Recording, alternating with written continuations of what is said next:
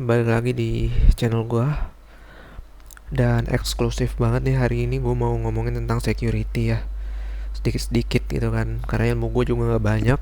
Palingan gue ngomong yang standar-standar dan basic ya. Tapi ya semuanya berdasarkan pengalaman gue. Dan dari baik itu dari pengalaman bekerja, pengalaman gue bikin server game private, pengalaman gue ngulik-ngulik sendiri, research, ataupun pengalaman dari kuliah dulu ya. Nah, gue cuma pengen kenalin beberapa hal ya terkait cybercrime, cyber security, dan cyberspace. Itu aja sih paling. Nah, cybercrime itu apa? Cybercrime itu ya kejahatan cyber ya, kejahatan keamanan internet gitu. Nah, biasanya cybercrime ini punya bad actor ya. Bad actor itu disebut dengan hacker ya, secara general. Tapi ada juga yang differentiate between hacker dan juga cracker gitu. Sebenarnya sama aja sih. Jadi, secara general itu semua hacker, tapi uh, tujuannya untuk ngedifferentiate hacker dan cracker itu emang dari impact ya biasanya. Jadi kalau hacker dia biasanya dia ada dua tipe sih, ada yang black hat, ada yang white hat gitu. Nah, kalau yang black hat biasanya dia lebih ke apa ya? Dia nggak mau tanggung jawab sama apa yang dia perbuat gitu. Misalnya lu punya website, dia ngehack website lu, tapi dia nggak balikin lagi gitu. Hanya untuk tujuan kepentingan mereka aja gitu. Entah itu dijual lagi atau entah itu apa, terserah mereka. Ada juga yang white hat, dia biasanya ngehack tapi nge-report ya. Biasa lu misal punya company, terus sistem lu di analyze lah sama dia, sama white hat ini. Nah, dia nggak ngehack dulu nih, dia nggak ngehack tapi dia membuktikan aja gitu. Dia membuktikan bahwa oh ini bisa nih gue gini ini. Misalnya DB, ini DB lu gue bisa drop loh kalau misalnya gue punya payload kayak gini gitu. Nah, itu white hat gitu misalnya. Dan katanya vulnerability-nya ini, terus query-nya ini, karena dari SQLi lu punya vuln kayak gini tuh. Nah, gimana nih, mau diproses nggak? Nah, kalau mau diproses biasanya si pihak company sama si reporternya ini biasanya sinkron dulu nih, gimana cara ini, dan mereka bahas dan ya negotiate lah itu mereka gimana. Kan pasti harus ada compensation kan dari company ke si white hat ini. Biasanya kita sebutnya dia bounty hunter ya atau apa ya, dia kayak ya bug bounty gitulah. Dan ada juga yang cracker ya, tadi kan hacker, ada juga yang cracker. Nah, kalau cracker ini sebenarnya beda lagi nih, dia lebih menjerumus ke license ya biasanya. Misalnya lu punya software nih, lu bikin software bla bla bla dari awal. Oh, software lu ternyata bagus nih, banyak yang pakai. Karena banyak yang pakai, lu daftarin ke hak cipta, lu paten lah itu software lu sendiri karena berguna gitu. Dan ini contribute lu gede banget gitu untuk kemajuan industri IT misalnya. Nah, dari sana karena lu udah punya license, lu bisa jualan dari license lu juga dapet sebuah penghargaan lah atas apa yang lu udah perbuat ya kan, membuat software sendiri gitu. Tapi ternyata ada seseorang yang tiba-tiba dia bisa nge-hijack software lu, dia bisa nge-crack software lu. Nah, gimana cara dia nge-crack ya? Nah, biasanya dia pinter di sisi malware analysis ya. Dia biasanya nge-inject sesuatu di dalam program lu, Program itu kan bentuknya udah binary ya, udah di-compile.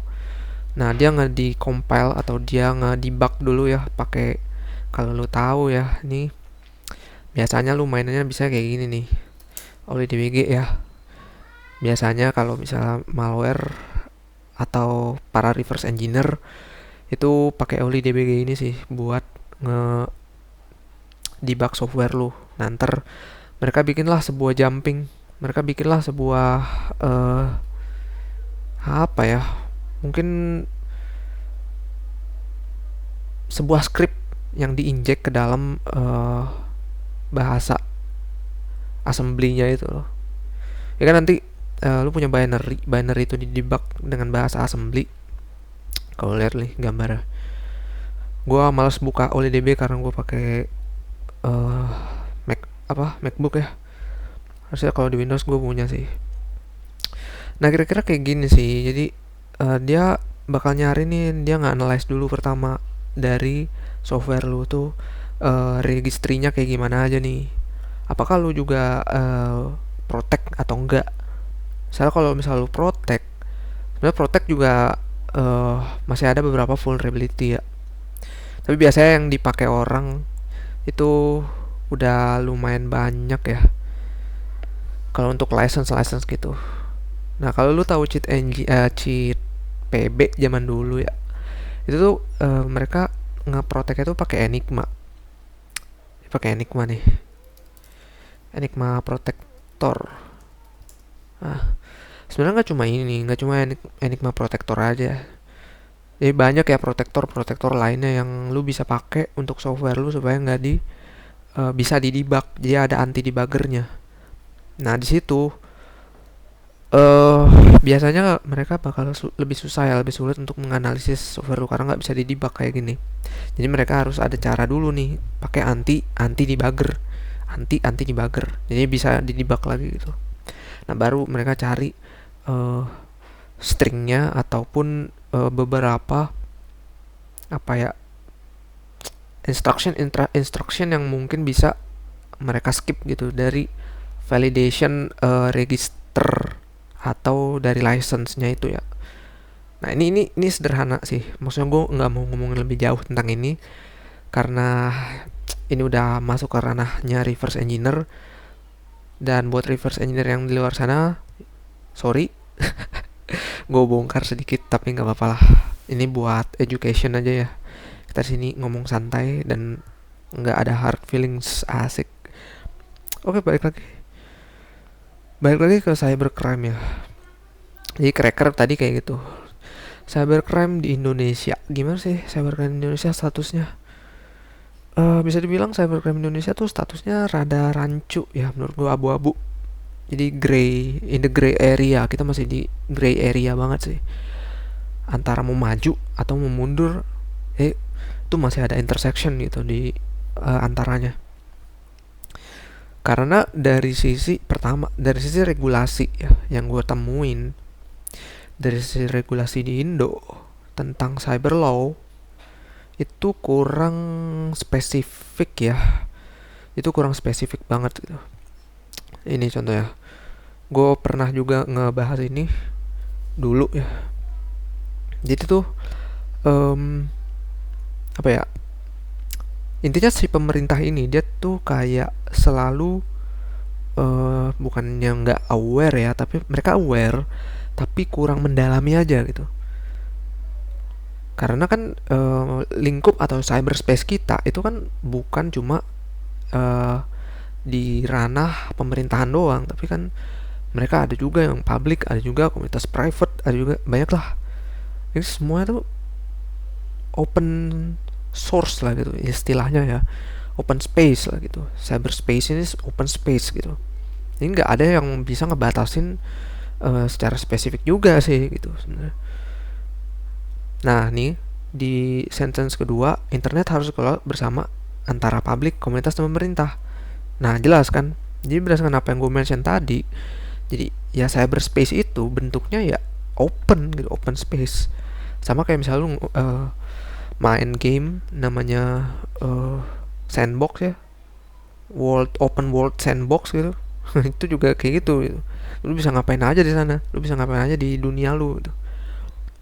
Nah makanya biasanya em, pemerintah itu apa ya, sebenarnya gue ada bingung juga sih. Nah ini mungkin challenge-nya juga gitu. Mereka beranggapan bahwa kalau misalnya private statusnya aman, artinya ya pemerintah pasti aman, karena pemerintah itu ngikutin dari yang open world yang ada gitu, open space yang ada, cyberspace-nya. Kalau misalnya di dunia ini security udah aman, artinya nanti bisa diadap langsung oleh uh, pemerintah gitu. Jadi dalam artian lain, pemerintah ini artinya nggak punya pendirian ya. Ini masih bergantung lah sama si komunitas private-nya itu sendiri gitu. Nah, ini yang kedua nih. Kenapa sih di Indonesia tuh kayak kurang gitu dari sisi cyber security? Ya ini alasannya. Karena apa ya? Dari sisi education ya, itu yang paling utama sih. Jadi cyber security education di Indo, sorry to say, itu masih mm, kurang ya, masih kurang. Khususnya di master. Nah, kita dianggap lemah gitu. Makanya untuk apa ya, peningkatan atau kontribusi Indo di level cyber security, bahkan cyber security dunia, masih belum ya. Untuk knowledge poolnya gitu masih belum cukup. Makanya memang kebanyakan open space atau cyberspace di luar sana dari bidang cyber security ya kebanyakan ya bukan dari Indo ya. Saya global knowledge poolnya juga kebanyakan dari ya Europe, Middle East, dan juga USA mungkin ya. Itulah pokoknya. Tuh, kalau dari ranking ya di GCI, kalian bisa cari sendiri ya GCI itu apaan. Global Cyber Security Index, GCI itu. Ntar ya.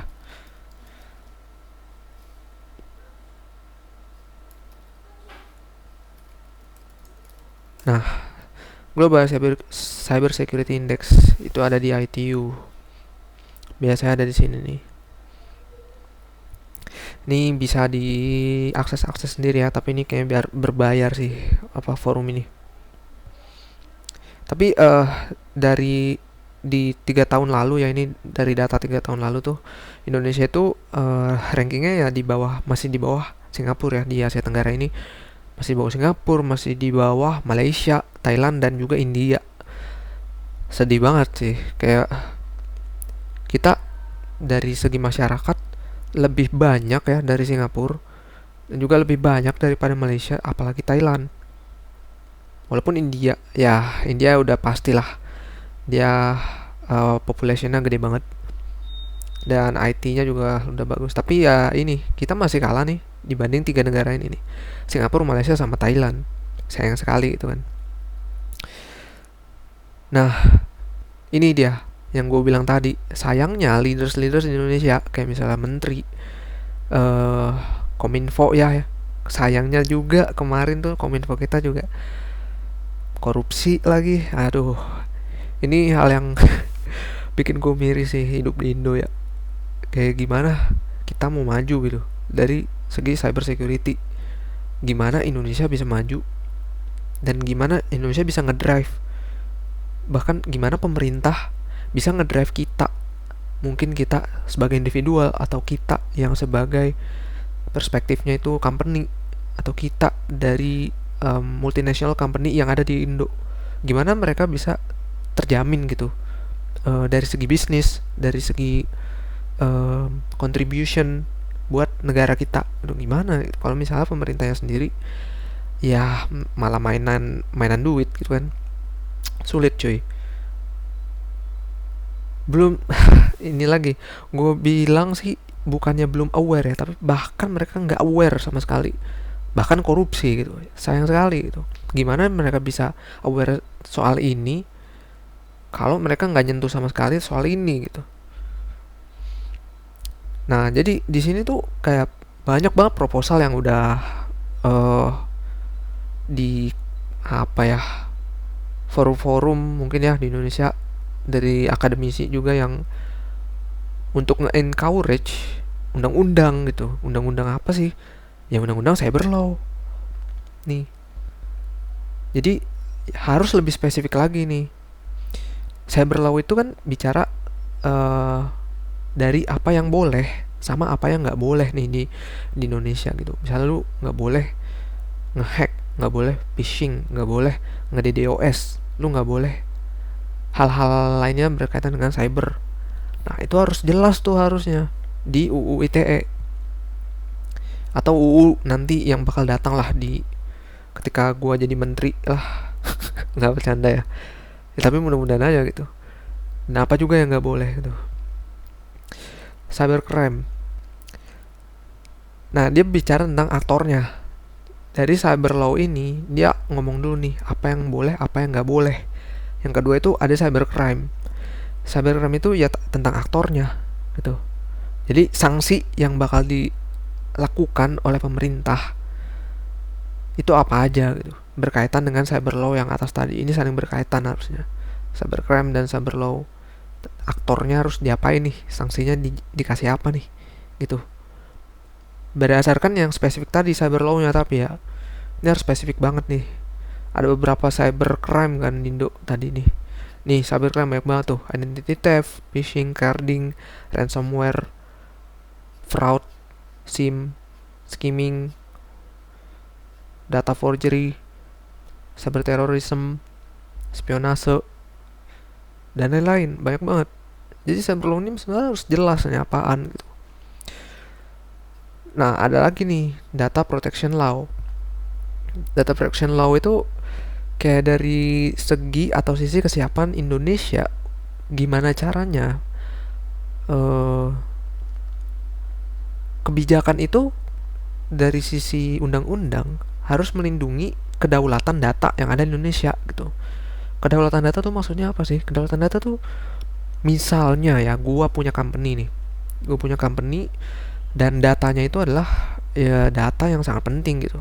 Data market gua, data research, data-data pengguna, data-data pengguna beberapa juta pengguna yang udah pakai platform gua, data-data bisnis gua. Itu kan data-data yang paling penting kan. Dan itu kita harus punya kedaulatan sendiri dong. Nah, gimana caranya pemerintah Indonesia bisa melindungi dari sisi data protection ini, ayo. Nah, kalau sekarang itu belum ada. Kenapa? Karena kebanyakan dari cloud service provider ya, misalnya AWS atau Google Cloud Platform, mungkin ya sekarang udah ada region yang ada di Indo ya kan. Tapi kan dari segi kebijakan kita nggak sepenuhnya punya data tersebut. Artinya si Google Cloud misalnya Google Cloud Service Google Cloud Platform dan AWS masih bisa mengakses data kita. Nah, kalau pemerintah nggak nge-assign kebijakan tersebut ke mereka di region Indo, untuk yang AWS region Indo ataupun GCP region Indo, Aliyun region Indo, gimana data kita bisa ya istilahnya kita merasa aman gitu dengan data kita, data bisnis kita, tanpa ikut campur tangan mereka gitu. Walaupun kita memang membutuhkan mereka dari sisi infrastruktur ya kan, tapi dari segi kedaulatan data itu kita harus megang penuh karena kita sebagai owner gitu. Ownershipnya harusnya di kita, kayak gitu sih maksudnya. Jadi law inilah yang harusnya ada ya di Indonesia. Kira-kira kayak gitu ya. Jadi banyak banget sih sebenarnya yang harus diperbaiki ya dari sisi ya kebijakan pemerintah lah. Nah di sini gue cuma ambil contoh satu kasus ya. Kasusnya itu DDoS ya. Jadi DDoS itu distributed denial of service. Jadi kalau gua pernah research juga ya soal DDoS ini. Ntar ya, gue cari dulu mana inian gua. Ini nih. Gue pernah ngamanin. Ini cerita gua ya. Gua kan pernah ngebuka private server game ya, gaming. Gue bikin server sendiri, gue nge-develop sendiri gamenya, bikin sendiri eventnya, bikin sendiri keamanannya, infrastrukturnya, gue bikin sendiri websitenya, gue bikin sendiri sistem paymentnya gimana, gue bikin sendiri kayak security-nya. Nah, gue pengen sharing juga nih, dan salah satunya DDoS ini sih yang mau gue highlight ya. Gue pernah kena DDoS. Gue pernah ketika gue buka server. Ini sebenarnya udah nggak asing ya di dunia private server ya. Jadi kena DDoS tuh udah nggak asing. Apa sih DDoS gitu? DDoS itu apa? Nah, DDoS itu nih gini nih ceritanya nih. Ini misalnya penyerang DDoS. Dia punya booter service. Booter service ini bisa macam-macam. Booter service ini ya misalnya lu punya server sendiri. Server itu misalnya ada 5 server nih. Ini kan 1, 2, 3, 4. Ya 4 server misalnya. Lu punya 4 server. Itu lu gabungin lu jadi cluster. Nah, trafficnya lu udah punya bandwidth misalnya 1 GB per second. Per ini 1 GB, 1 GB, 1 GB, 1 GB. Nah, artinya ini udah kuat banget sih untuk nge-attack situs orang gitu. Dengan lu punya 5 GB per second, lu nge-DDoS sebuah sistem, misal situs pemerintah ya misalnya, itu harusnya udah bisa down. Kayak gini sih. Jadi ini 5 lu jadiin cluster, lu serang ke satu target gitu. Nah, service-nya bakal down lah. Ya kayak gitu, itu namanya DDoS. Gue nggak bakal jauh banget sih gimana secara mekanismenya. Walaupun gue tahu gimana cara nge-DDoS. Karena gue juga ya pengalaman sih soal itu. Intinya gimana cara mereka tuh nggak ketahuan ya. Mereka kenapa nggak ketahuan? Karena mereka punya di layer sini nih, mereka punya proxy. Proxy ini ya lu tinggal cari aja di Google, free proxy ya. Free proxy ini sebagai misalnya proxy site mana? Jangan ini. Geonode nih bagus nih. Lu bisa cari, lu proxy, lu bisa apa ya? Lu bisa nge-scrap proxy dari sini nih. Lu bisa nge-scrap nih baik dari JSON payload ini nih. Lu tembak aja pakai nanti curl, ntar lu simpen aja nih, ntar proxy ini kan open semua nih. Tergantung lu mau pakai negara apa, dan ini biasanya random gitu. Lu punya banyak banget proxy di sini. Lu bisa pakai proxy ini, proxy anonymous ya, supaya nanti jaringan asli lu, misalnya lu punya jaringan dengan IP A, IP B, IP C, IP D, supaya IP A, B, C, D itu nggak ketahuan sama di service ini. Biasanya service ini lu punya keamanan sendiri nih si dia. Nah, itu bisa ngedetect nih IP apa nih yang datang gitu kan. Daripada IP lu yang kena, yang mendingan IP proxy-nya gitu yang kena ya kan. Jadi itulah fungsinya proxy. Makanya biasanya kalau lu punya booter itu ya bagusnya pakai proxy. Gue malah ngajarin DDoS, tapi nggak apa-apa, itu buat education aja ya. Nah, intinya gitu, gue pernah punya pengalaman di DDoS orang gitu sampai beberapa kali. Dan itu nih kalau lu bisa lihat, ini bisa sampai bandwidthnya bisa sampai 5 giga, 1 giga, 2 giga gitu lah. Ini sistem keamanan gua waktu itu. Dan ini beberapa port-portnya yang nih drama-dramanya gitulah. Nah, kayak gitu sih sebenarnya DDoS tuh intinya kayak gitu. Dia berkaitan dengan gimana caranya kita bisa melumpuhkan server orang. Nah, gua ngelihat kebijakan dari DDoS. DDoS ini banyak ya kebijakannya. Tapi gue nggak tahu ya ini yang gue temuin segini doang sih. 30 30 ayat 1 ITE ini.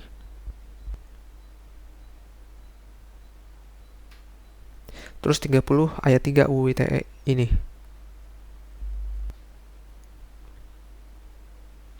Terus 32 ayat 1 UU ITE ini.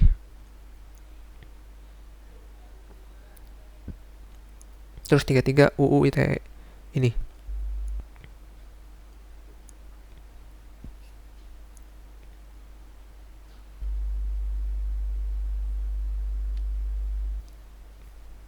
Nah, udah jelas ya. Jadi kalau dari undang-undang ini nih, dari 4 undang-undang ini untuk DDoS itu sendiri, kalau kita lihat ya, ini tuh kurang spesifik ya. Jadi bahkan di undang-undang ini pun ya mungkin supaya lebih general dan lebih fleksibel ya undang-undang ini, jadi nggak disebut secara spesifik apa aja cybercrime-nya gitu. Tapi intinya ini impactnya apa? Impactnya ya dengan sengaja melawan hukum mengakses komputer, apa yang dia lakukan, terus dia melanggar, menerobos, gitu-gitu doang gitu. Tapi nggak spesifik. Apa ya? Lebih ke ini fleksibel banget gitu.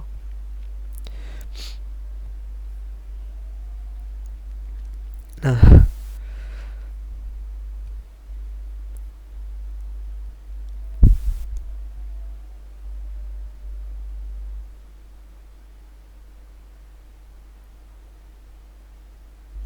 nih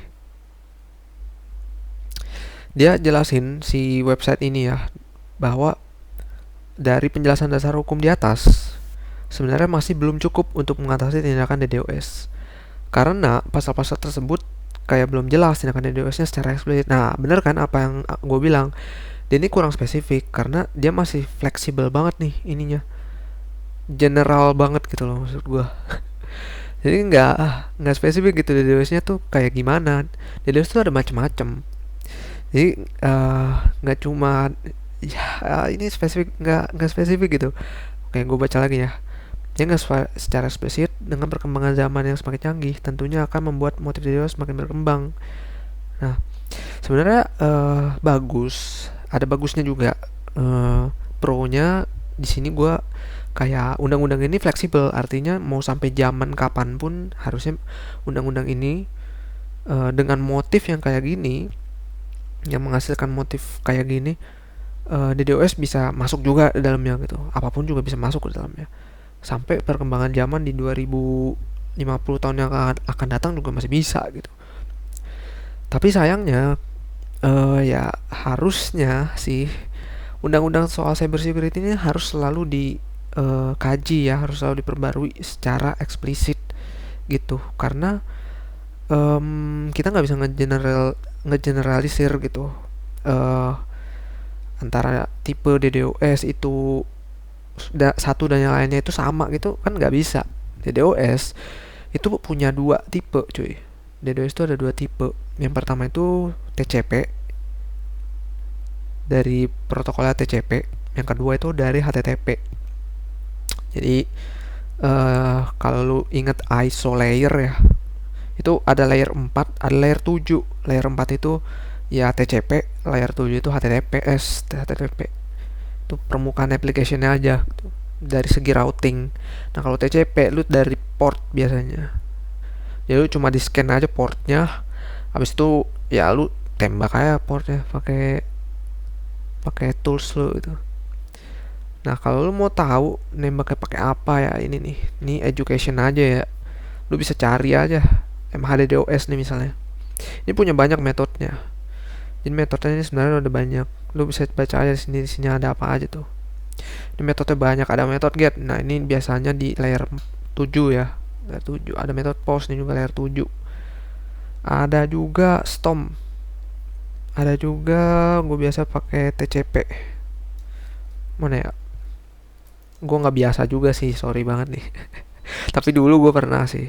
Tapi itu juga bukan ke website-website yang ini ya. Website ilegal aja gue serang aja gitu. Nah, Ini ada TCP juga, TCP flat ya. Nah, uniknya memang yang lebih susah itu kalau dari segi security itu yang TCP layer 4 ya. Karena dia udah mainannya di transport layer. Sementara kalau misal layer 7 itu lu masih main di permukaan aja, lu masih main di routing kalau misal lu ada request respon itu udah masuk clock gitu. Kalau misalnya lu nyerang orang pakai payload di misalnya di postman, nah postmannya lu kasih inject dengan method put dan lain sebagainya atau method post lah, itu masih kelihatan gitu di log lu, di log Nginx atau log reverse proxy lu, dan IP-nya apa gitu. Itu masih enak dan lu bisa bikin aja atau lu pakai service aja. Kalau di AWS namanya, gue pernah pakai tuh, pakai AWS ntar gue lupa.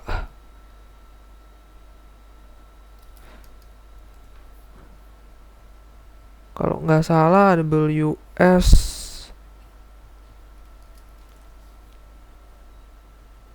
WAF, sorry, iya. Jadi kalau di AWS itu namanya WAF ya, Web Application Firewall. Nah, kalau di GCP namanya itu Cloud Armor. Sama aja, mereka punya rules sendiri.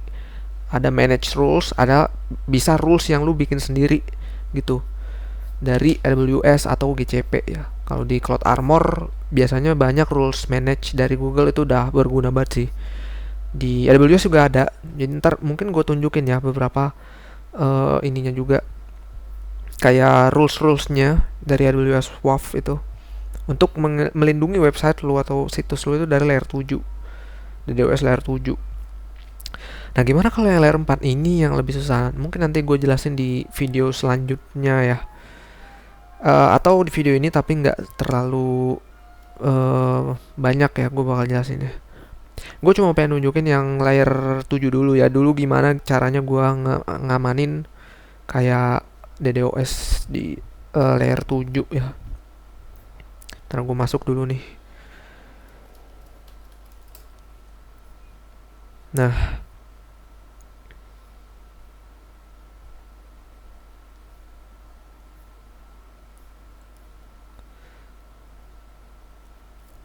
oke, kita udah masuk ke AWS.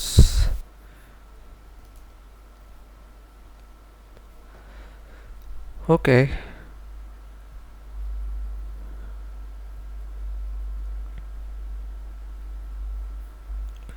Nah, namanya web ACL ya. Ini gue di region Singapura. Nah, ini WAF gue waktu itu. Nah, di sini kita bisa ngeliat nih kayak trafficnya tuh apa aja yang bakal masuk. Tarnya agak. Nah, ini misalnya contohnya ya. Itu trafficnya tuh apa aja yang bisa masuk ke infrastruktur lu di layer 7 tuh apaan aja, tuh bisa kelihatan ya di sini. Nah, gimana cara lu ngamaninnya?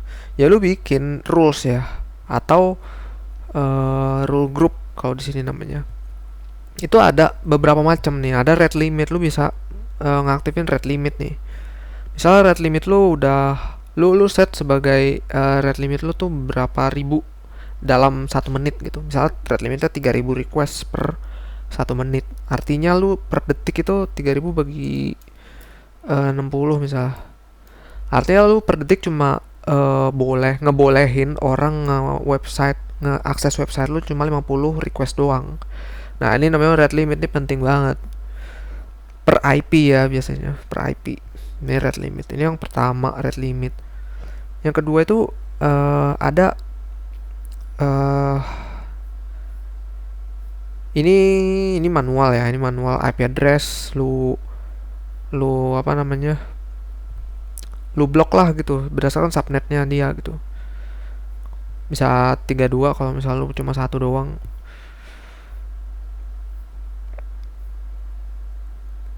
Nah, ada juga metode user agent. Misalnya mereka udah ketahuan nih user agent si hacker ini apaan gitu. Misalnya waktu itu gue pernah ngamanin user agent nih. Dia pakai UE Android 511 ternyata kalau pas ngehack gua gitu. Ya udah, gue coba search string aja payload atau method atau user agent ini. Ntar kalau misalnya match ya udah gue keluarin ini kata-kata close aja. Ya itulah. Nah nanti ketahuan nih mana yang bakal keblok, mana yang bakal enggak keblok gitu. Oh ya, gue sama pengen ngasih lihat juga. Ini ada misalnya lu buat create grup ini ya. Nggak salah dulu deh. Nah ini ada beberapa rules ya. Lu bisa nambahin rules. Aduh, mana rules ya? Oh, bukan di sini. Sorry, sorry, sorry. Di web ACL ini. Nah, di sini. Nah, lu bisa nambahin manage rule group ya. Ini AWS udah nyediain rules group yang lu bisa pakai nih. Mereka udah punya rules group gitu. Misalnya lu mau nge-prevention apa nih, mereka udah nyediain tuh. Nih rulesnya admin protection, apakah IP reputation. Jadi mereka udah punya di AWS ini udah punya IP list yang mana itu IP-IP yang udah anonymous dan udah terbukti bahwa mereka attackers biasanya. Ada PHP, application, SQL. Jadi mereka udah bisa punya rule sendiri. Ini, misalnya attackers lu udah pakai query nih injek ke website lu, misalnya mereka pengen kayak gitu. Nah dengan lu nyalain ini nanti udah bisa langsung ke blok otomatis gitu. Nih manage rules dari AWS ini ya WAF kayak gitu sih. Nah paling itu sih untuk yang layer 7. Kalau layer 4 gimana? Kalau layer 4 ini lumayan unik. Jadi lu bisa sebenarnya ya kalau pakai service kayak AWS gini, tapi memang dari segi harga itu harganya agak mahal ya. Harganya agak mahal. Namanya AWS Shield. Kalau di Google Cloud gua kurang tahu apa ya, tapi di sini namanya AWS Shield ya. Ini bisa protect layer 4. Kenapa layer 4 mahal? Karena memang dari segi analisisnya lebih susah, lebih sulit lah ya. Nah, ini contohnya ya. Ini gue pernah di attack 13 GB per second tuh waktu itu. Kayak gitu. Nah, ini layer 4, tapi di samping itu lu juga bisa buat sendiri. Atau lu juga bisa pakai service lain dari Cloudflare misalnya. Ini juga dia udah ada layer 4 juga. Dan layer 4 juga sih. Nah, kalau lu mau buat sendiri, ya lu harus pinter pakai kernel Linux ya. Lu harus tahu Linux itu cara kerjanya gimana, Linux networknya. Lu harus tahu tuning Linux tuh kayak gimana. Gimana cara ngetuning supaya TCP traffic ke mesin lu itu bisa lu handle gitu. Misalnya, gue dulu pernah bikin script juga.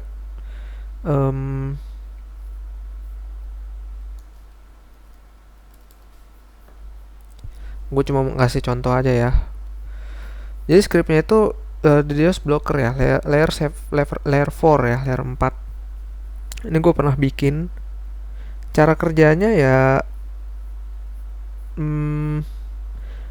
jadi gue bakal kayak pakai, sebenarnya toolsnya juga sederhana gitu.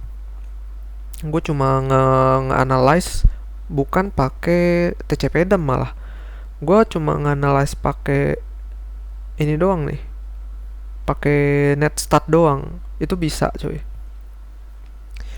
Lu bisa ngamanin infrastruktur apa VM lu cuma pakai netstat doang. Tapi memang dari segi namanya security ini panjang banget ya filteringnya. Jadi filtering ini yang lo harus pelajarin sendiri sih. Jadi ini netstat ini berguna banget sih untuk layer 4 ya, layer 4. Nah maksudnya ngapain nih gua? Maksudnya adalah gua ngecek IP yang masuk itu udah punya berapa connection gitu. Biasanya kalau TCP itu behaviornya TCP float ya, TCP float bypass itu, atau SYN juga, TCP atau SYN sama sih, ya beda-beda dikit lah.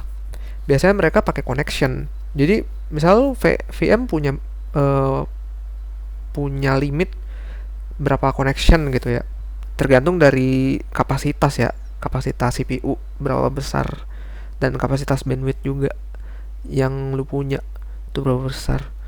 Nah kalau bisa exit, si connection ini exit dari port lu, misalnya dari batas gitu ya, dari tuning yang udah lu lakukan, ya artinya website lu bakal down dong. Nah makanya lu harus bisa nge-identify bahwa untuk IP ini berapa sih connectionnya yang lagi berlangsung gitu. Jadi IP yang lagi pakai jaringan lu itu ada berapa connection gitu. Nah ini gue coba analyze dulu nih, misalnya di port ini gue analyze nih, ini kan portnya yang gue buka gitu misalnya ke public. Di port ini IP aja apa aja nih yang ngeakses port ini ke VM gua gitu. Habis itu gua liatin, oh dapat connectionnya segini. Kalau misalnya connectionnya lebih dari 1000 atau lebih dari 100, itu kan gak make sense gitu, karena sejatinya misalnya gaming ya, kalau gaming itu multi multi real time MMORPG, masif MMO gitu, yang notabene itu real time banget gitu ya, itu kan satu IP cuma satu connection aja gitu ya, maksimal 10 lah bisa aja. Kayak misalnya contohnya di Filipina itu ada uh, service provider, jadi internet service provider, dia cuma pakai satu IP tapi buat satu kelurahan gitu misalnya, jadi satu warnet itu semua IP-nya sama. Jadi ada juga yang case-nya kayak gitu. Jadi kita bisa aja kasih threshold di sana, kita kasih threshold gimana si connection-nya itu misalnya lebih dari 10 baru kita blok gitu, kita blok dari IP tables saja ya kan. Jadi IP tables itu juga berguna, jadi gue di sini juga pakai IP tables. Jadi secara otomatis ini gua cron lah ini si script ini gitu. Nah terus loggingnya gua kirim, gua lempar aja ke Discord lah atau kemana gitu. Nah ini sebenarnya contoh ya, contoh dari gimana cara lu bisa buat layer 4 itu gimana. Jadi tergantung memang dari behavior aplikasi yang lu buka ya, yang lu open ke public tuh kayak apa. Kalau aplikasi gua kan waktu itu game, back end game gitu kan. Nah gamenya itu punya port yang terbuka, karena kan dari klien atau dari HP Android atau iPhone itu nggak akses, harus butuh public IP supaya bisa akses ke server kita gitu. Nah ya udah gue analyze aja dari kayak gitu behaviornya, dan it works. Kayak gue bisa ngamanin bahkan ribuan ya waktu itu. Ini gue pernah bikin juga ininya. Nah ini ada 6.300 IP yang gue kumpulin waktu itu selama 2 bulan. Spoof IP, dia ada bentuknya udah spoof IP yang udah pakai tadi ya, pakai proxy ini, jadi udah anonymous dia. Nah ini gue dapat 6.300 IP yang ada di OS. Bayangin 6.300, 5 GB, 2 GB, banyak banget. Nah itu sih pengalaman gue di layer 4 juga, nge-secure infrastructure gue. Oke. Paling itu ya yang gue bisa share. Jadi sebenarnya banyak ya yang script ini, ada script layer 7 juga, layer 7 ini dari banyak lah yang gue buat nih. Packet capture, gue juga pernah nge-capture paket. Port obfuscation ya gitu-gitu. Kalau soal security layer 4 itu lumayan sulit ya.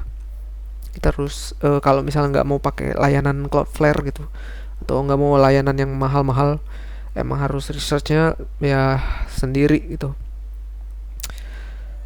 Nah tapi gue nggak saranin kalian ya untuk mencoba. Tapi kalau untuk mencoba di lokal kalian sendiri nggak apa-apa.